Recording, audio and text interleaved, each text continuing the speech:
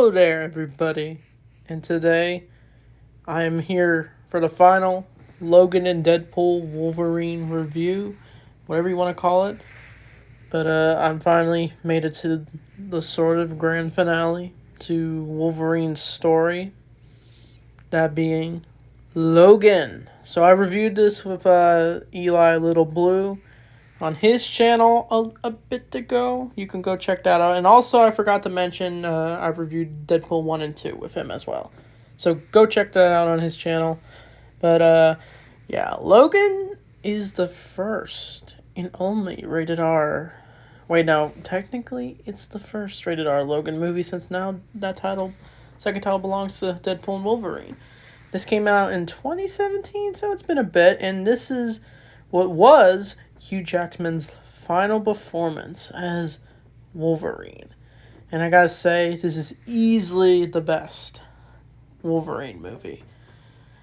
And yeah, I did like The Wolverine. It's a good movie, just it wasn't my favorite of the movies. I think it's underrated. Origins Wolverine, I've already said my thoughts on that movie. So this takes place in 2029. So yeah, that's not that far away in our timeline. But yeah, it's where Logan is a taxi driver, a limo rider, and he's recruited on a mission to deliver another mutant named Laura on a road trip to get her to her safety. And he also is with Charles Xavier, who is much older and is like very decrepit.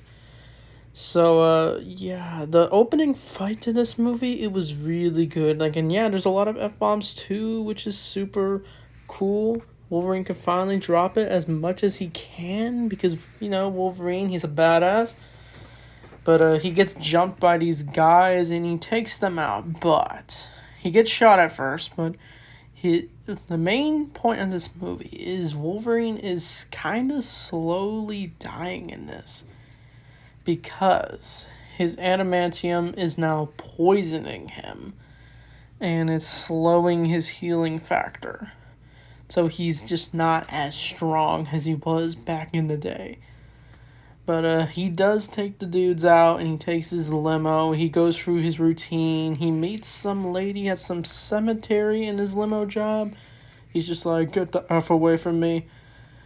But that's where he goes to a hotel where he meets this one lady who basically gives Laura to Logan and says, you have to do this. And Logan's like, no, of course.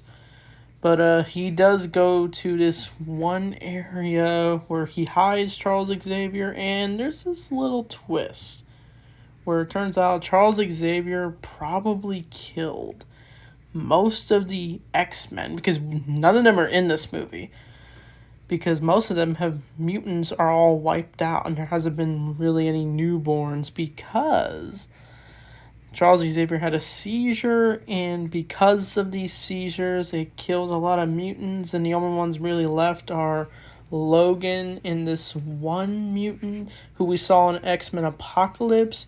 Cliven, I think his name is. I'm sorry if I said it wrong, but yeah, the two are taking care of Charles, and you feel so sorry for him. And Patrick Stewart, I don't think I've really ever talked about Patrick Stewart as Charles Xavier. Patrick Stewart as Charles Xavier is easily amazing. It's a perfect casting. You feel his wiseness and comforting as Charles Xavier is supposed to be. You feel him as a mutant leader. But in this movie, because he's like in his 90s and he's getting seizures and you just feel so sorry for him. But he decides to recruit the two on his little mission when he decides to finally do it. But Laura apparently was in the limo, but they're ambushed by these gang members. I forget the one guy's name. I have the cast list. I think his name is Donald Pierce. I think his character is after Logan because he wants Laura because it turns out she was part of a group of mutants that were experimented on, and they want her DNA. And we're going to figure out a twist later. Laura first doesn't talk, like, at all. but she manages to kill one of the goons when out, and she like tears the head off. When I saw that scene, when I first saw this on TV on FX, I just knew this movie was like, ooh, this movie is not playing around with violence. But yeah, they Logan, Laura, and Charles all escape in a car, in a limo. But yeah, they leave behind Calvin, who's captured, and they use him to go find Logan. But yeah, most of the movie is they go to like some hotel, I'm pretty sure, and they decide to lay low in that hotel. But what also is really fun about this movie is like, I do like how Laura uses the X-Men comics as like her own entertainment, and it actually makes a plot point later in the movie where she uses the comic book as like a way to like find where it turns out there's other mutants just like her who are very young, just like her. But she tries to point it out, but yeah, then Logan doesn't believe it because he believes it's just garbage comic books. He believes comic books are just, he's making fun of his own self in his own comic books. And yeah, the comics look cool, but yeah, Laura and Charles are watching a movie, and it's going just fine. But later, when trying to get out of this hotel, Charles does have another seizure after a long time. But I like how Logan has to like use his claws to claw on each of the things on the walls, and but then he just slowly kills the guards as they all are hunting Charles and Laura. But yeah, Wolverine has to use like some medicine to like cure Charles. But yeah, they do manage to get out of there as quick as they can.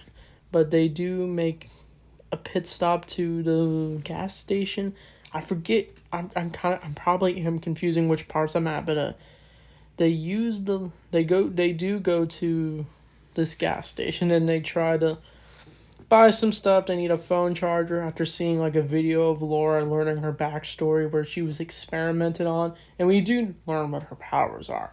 She's basically got the powers of Logan. She's got like 2 daggers in her hands, her foot, and yeah, it's just like in the comic books, X-23. She basically is a clone of Wolverine, and so yeah. But Laura's on some unicorn ride, and then goes into the store and steals sunglasses and eats Pringles. The guy there tries to stop her, but yeah, Laura ends up freaking him out by threatening him.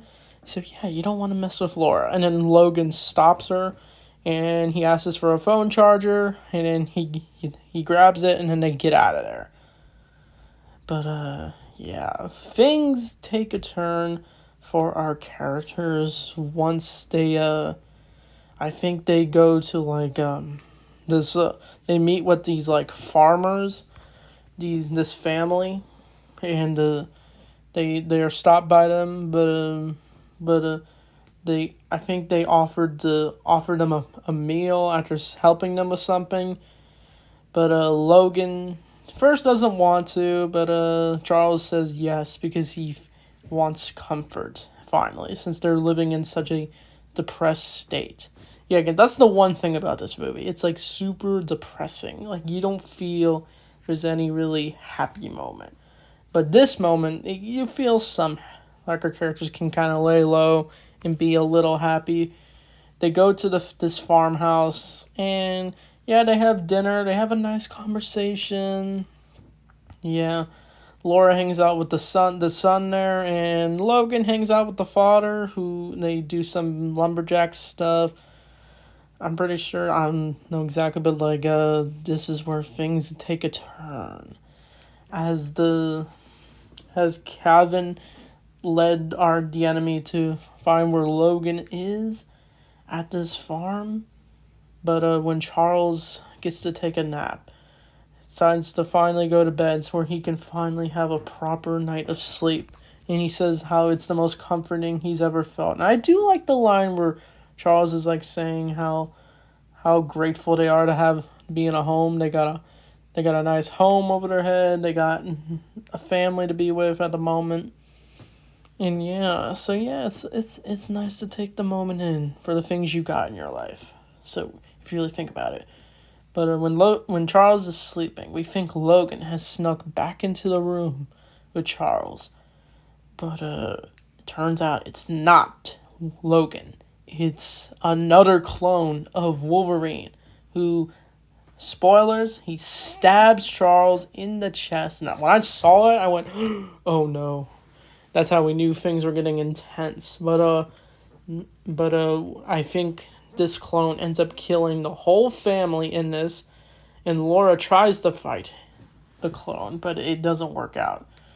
And Logan he picks up Charles, tells him I didn't do it, and he carries him, tries to fix him, but it's just not working out. And Logan does go face to face with X-24. I think that's his name in this. Yeah, the Hugh Jackman versus Hugh Jackman. And the two get into a little fight, but the two end up fighting outside. And I think Logan, Laura, and Charles managed to escape at the last second because Caliban actually sacrificed himself to get them away. He literally blew up the truck the bad guys were spying on them with. But yeah, his sacrifice was a good sacrifice, but Logan ends up burying Charles, and yeah, it's sad. It was sad Charles Xavier died like that. He finally had a moment of peace, but then it gets taken away by the clone of Logan, and he doesn't even know if it was Logan or not. That's even more sad. But yeah, once he buries Charles, Logan goes into a full rage mode. He ends up yelling swear words and smashing his car. The new car they're using this one car from the farmers, and Logan smashes the car and he passes out. And Laura managed to take him to a doctor, and the doctor tells him to go see a professional, but Logan's like, no. And that's where we learned that it is poisoning him. The adamantium is poisoning him the more he uses it. He even had trouble earlier in the movie with his claws. But Logan and Laura managed to keep going on the run. But Logan's not sure about it, but Laura finally talks. And the two end up yelling at each other, but yeah, I think they do go on the road trip to go to the place Laura is trying to reference to him on the comic book page, but Logan's like, that's not real, it's fiction. But it turns out it is real. So they take the trip, and I think Logan ends up falling asleep, and Laura ends up driving, which was nice.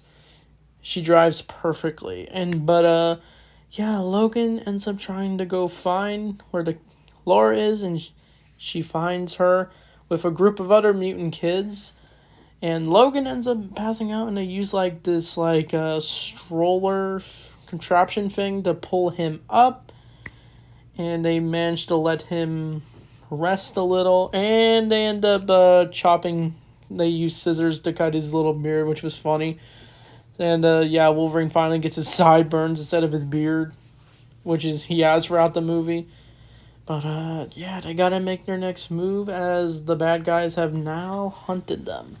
They found them, and then the finale of this movie is all in this jungle, sort of this forest. I don't know why I said jungle, but Logan ends up he uses this serum he got from the doctor to boost his immune system, help his healing factor and his claws for one last time, but it can't last long. So Logan ends up fighting the goons. He takes them out, and the mutant kids, they end up using their powers on the remaining guards, and yeah, they get torn apart. That's how gory this movie is. And the main guy who I mentioned earlier, he gets torn apart. He got his karma since he's such a bastard for experimenting on mutants. And the kids end up killing him with all their powers and might. But that's where X-24 has a final showdown with Logan. And this is where we get to the really sad stuff. Logan is now he tells the kids to go, but Logan is stabbed through the chest, and he is literally impaled by a tree.